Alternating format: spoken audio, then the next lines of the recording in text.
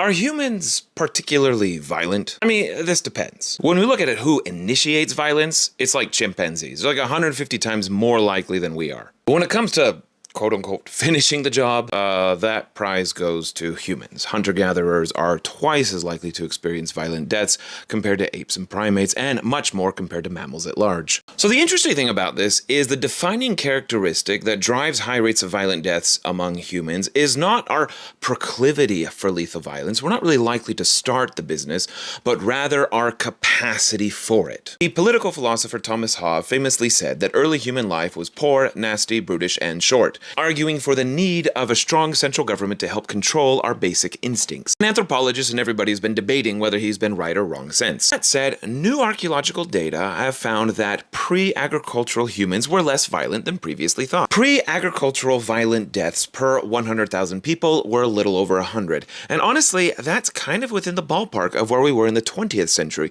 when we experienced two large industrial world wars and genocides. Of note, the first 20 years of this century, at least through 2019, the violent deaths have gone down to 8 per 100,000 people. The elephant of this chart is what happened once we invented farming. How were hunter-gatherers able to maintain relatively lower levels of violence, and then why did it all break down once we started to settle? Because we have such a capability for violence, the threat thereof can act as a deterrent. Indeed, in game theory's folk theorem, we find that you can have an equilibrium that avoids the violent prisoner's dilemma as long as you have a credible punishment for those who deviate from cooperation. And we do that. In one study of Amazonian societies, 70% of the killings were not motivated by greed or conquest, but rather by revenge. A group is hesitant to attack because they know serious retaliation would be very costly. We had other features to keep the peace between groups, such as family ties and extended trading networks. We have evidence that ostrich eggshell bead trading networks reached hundreds of miles 50,000 years ago. As today, economic trade fosters cooperation. Agriculture broke a lot of this because it allowed for much larger societies